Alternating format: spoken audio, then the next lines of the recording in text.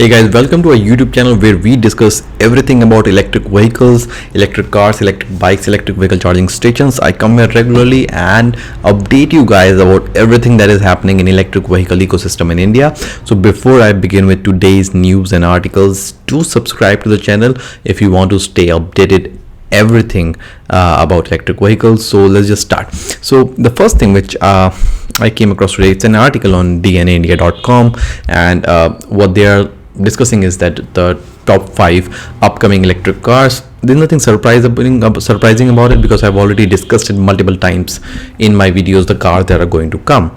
However, still I'll just read through these cars and discuss a bit about specification if they have been released. One of the most exciting cars to be awaited is Audi e-tron. It was revealed like 1 or 2 years back, but its India's plan were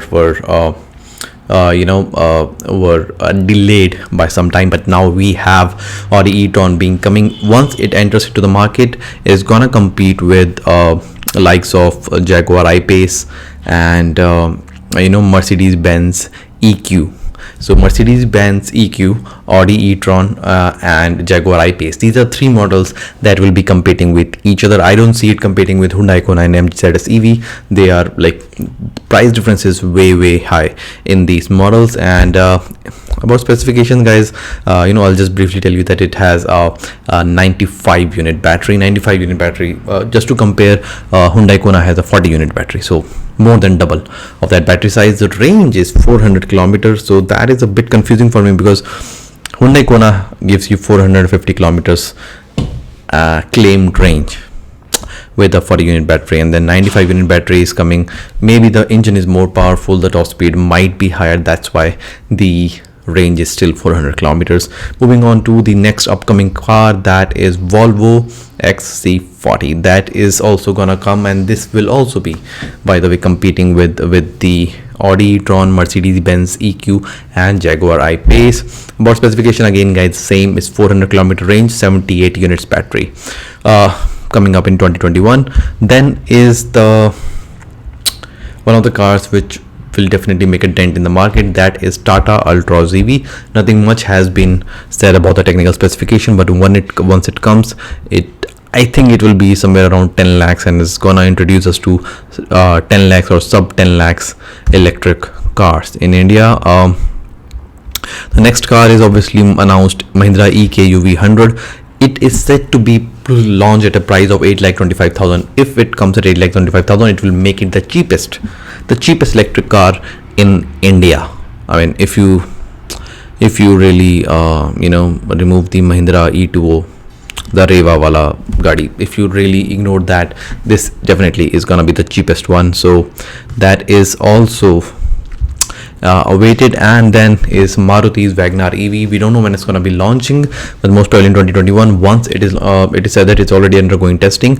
Once it is launched, guys, there will be huge chaos in the market because huge disruption in the market, because Maruti's reach is way higher, and it is one of the dominant players in Indian auto market. So definitely once Maruti launches electric cars, it's time.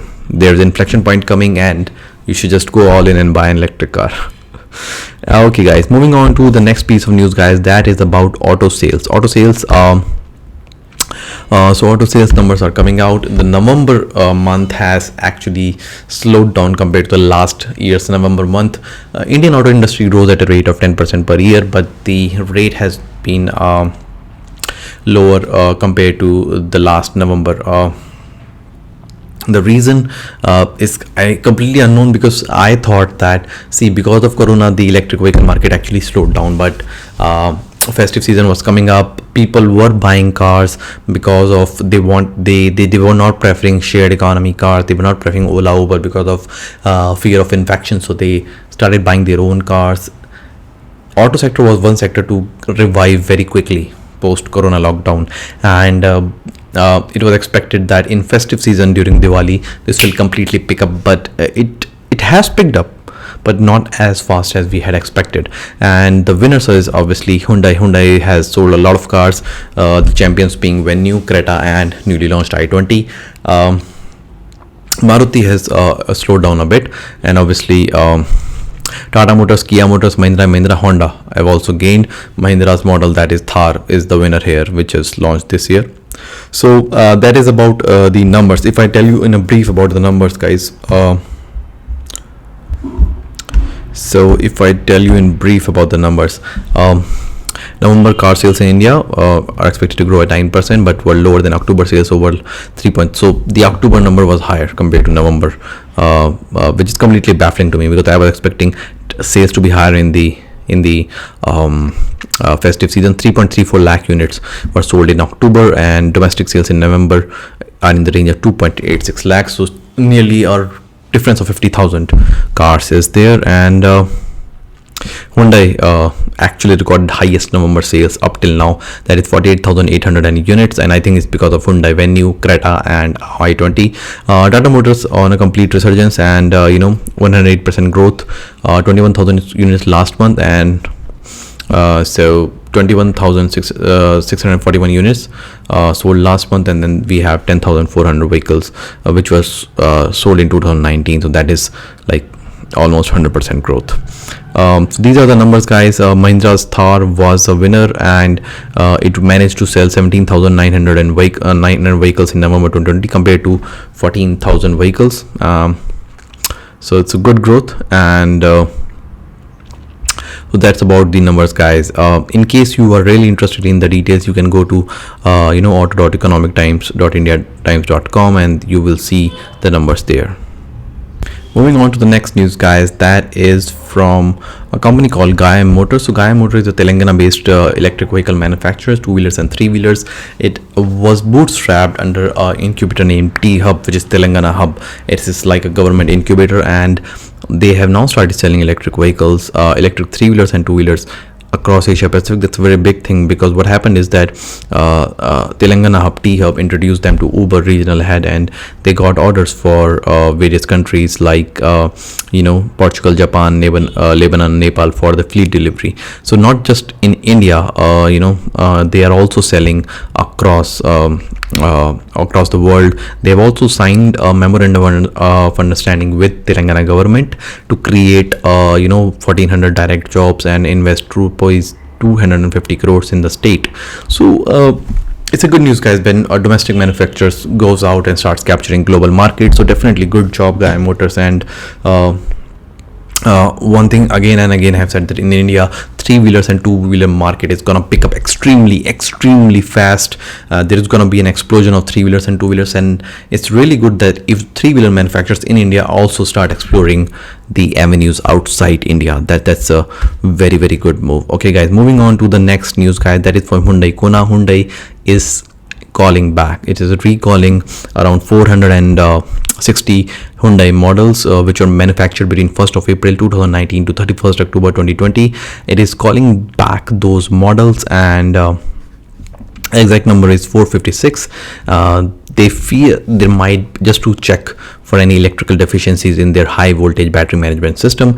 There were some complaints in South Korea about battery not probably working properly, and that's why they have recalled these models. Hyundai Kona again a good competitor in the SUV segment, competing with MG ZS EV and Tata Nexon EV. It has a 40 kilowatt battery and actually claims to give a range of 452 kilometers per charge, 134 horsepower engine, and 395 Newton meter torque. So that is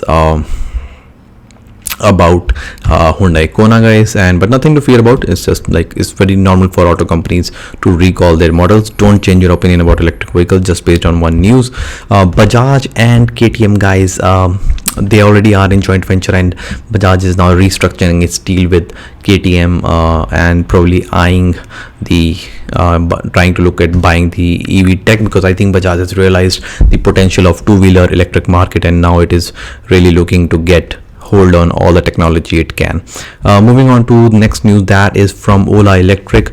Ola, I have already told you that it is looking for land for establishing factories, and in India or abroad, and it recently overtook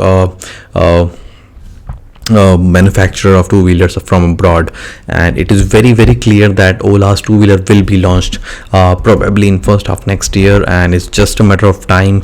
And they have also hired General Motors executive Jos Pinheiro. He has 40 years of experience in General Motors, guys. So very a very experienced person, and he will be looking for heading the global manufacturing and operations. So which means it actually shows Ola's ambitions in electric vehicle two-wheeler market and how ambitious it is to catch a hold of this market. So guys, that is about Ola Electric. And moving on to the last piece of news, it's a bit of international news, guys. I've already told it's about a province called Quebec in Canada. I've already told that United Norway has made it mandatory that has banned electric vehicle internal combustion engine vehicle sales, that is petrol or diesel, by 2025. United Kingdom followed suit and has banned electric vehicle sales after 2030. And now Quebec province of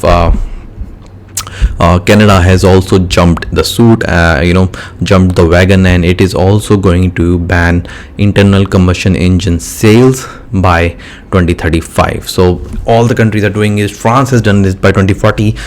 Huge impetus coming from governments abroad, and India also has. Obviously we have FAME targets. We have targets related to FAME too, not as ambitious as these countries, but definitely we are also moving towards electrification. And so good move by this particular state of Canada. So guys, these were the news about electric vehicles, and I hope you liked the video. Do subscribe to the channel if you want to stay updated about everything that is happening in electric vehicle ecosystem in India. I come here regularly and make videos. So see you in the next video. Till then, goodbye.